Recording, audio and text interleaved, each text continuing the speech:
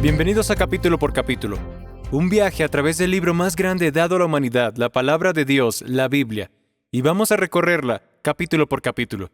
7 minutos al día, 7 días a la semana. Acompáñanos cada día y compártelo con otros para que se unan a este viaje que cambiará sus vidas. Nos detendremos en lugares inesperados y seremos desafiados. Algunos versículos despertarán asombro. Habrá capítulos que serán instructivos y en otros encontraremos gozo y consuelo. En ocasiones seremos confrontados y querremos cambiar, pero en general, el viaje valdrá la pena. De vez en cuando, tomaremos un desvío en el camino y escucharemos a algunos de los siervos de Dios hablar de sus pasajes favoritos de un capítulo de la Escritura y darnos su perspectiva. Todo viaje necesita un desvío de vez en cuando. La mejor forma de aprovechar este podcast es leer el capítulo que estamos estudiando antes o después. Es su palabra la que transforma. Encontrarás más y verás más de lo que yo podría articular. Bienvenidos a Capítulo por Capítulo, y el capítulo de hoy es Números 17. ¿Se puede crecer en la oscuridad? Según Hebreos 9:4, en el arca del pacto había 3 objetos sagrados. Escucha esto. Una vasija de oro que contenía el maná, la vara de Aarón que reverdeció y las tablas del pacto. Números 17 es un capítulo corto, pero muy revelador. Es la historia de la vara que reverdeció y que fue puesta en el arca del pacto. Justo después de que 14,950 personas murieron en Números 16 por la rebelión, Dios hace un movimiento preventivo para que esto no volviera a pasar. Aunque vemos la maldad de este pueblo, Ezequiel 33:11 dice que Dios no se complace en la muerte del impío. Esas 14,950 muertes de gente rebelde entristecen el corazón de Dios. Así que tal vez una vara seca que produzca almendras pueda ayudar en la situación. Mientras se hacen los arreglos funerarios por los hechos de Números 16, Dios no está molesto, está interviniendo. Dios llama a los líderes y a sus varas para que se presenten. Escúchalo desde el versículo 1. Entonces el Señor dijo a Moisés: habla a los israelitas y toma de ellos una vara por cada una de las casas paternas, 12 varas, de todos los jefes conforme a sus casas paternas, y escribirás el nombre de cada uno en su vara, y escribirás el nombre de Aarón en la vara de Leví, porque hay una vara para cada jefe de sus casas paternas. Las pondrás en la tienda de reunión delante del testimonio, donde me encuentro contigo, y acontecerá que la vara del hombre que yo escoja retoñará. Así disminuiré de sobre mí las quejas de los israelitas que murmuran contra ustedes. Miriam y Aarón desafiaron el liderazgo de Moisés y también Coré. Se perdieron vidas por esas rebeliones y Dios quería que eso parara. Y usaría una vara milagrosa para lograrlo. Hay 12 varas secas con los nombres de los líderes tribales escritos.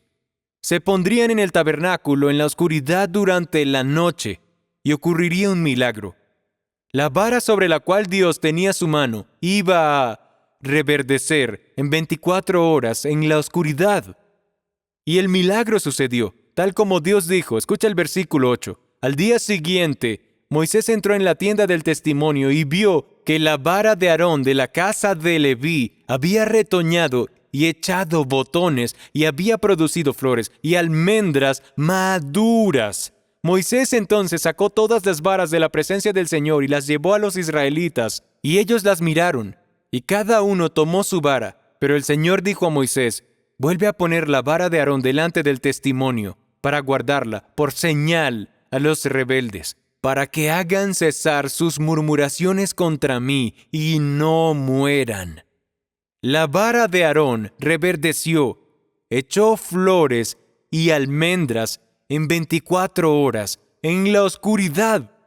Verás, las plantas requieren luz para la fotosíntesis, ese proceso crítico que convierte la energía de la luz, el agua y el dióxido de carbono en azúcares y oxígeno, alimentando su crecimiento, desarrollo y su salud.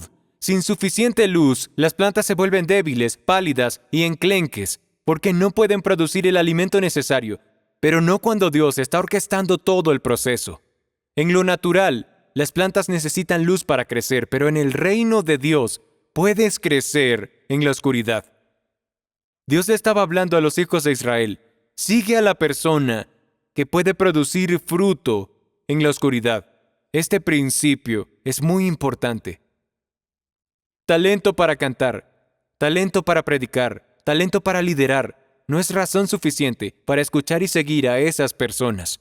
Números 17 da la mejor razón. La pregunta que hay que responder es: ¿pueden dar fruto cuando está oscuro? Busca lo que se produce en lo oscuro, no en una tarima. Cuando se apagan las luces, cuando la cultura está en caos, los hijos están pródigos y la iglesia está peleando la batalla de su vida, ¿podemos ver una vara con frutos? ¿Vemos fruto que sigue brotando aún en tiempos oscuros? 12 varas fueron puestas en el tabernáculo, sin luz, con poco aire. Las condiciones y el tiempo no deberían producir nada a menos que Dios intervenga. Y eso es lo que pasa con quien Dios ha escogido. La conclusión para ellos y para nosotros es: donde la vara reverdece, escucha esa voz. Quien produce fruto en la oscuridad, esa es una voz a la que hay que seguir. Quizá cante desafinado y no predique perfecto. Quizá no se vista a la moda, pero busca lo correcto, busca el fruto.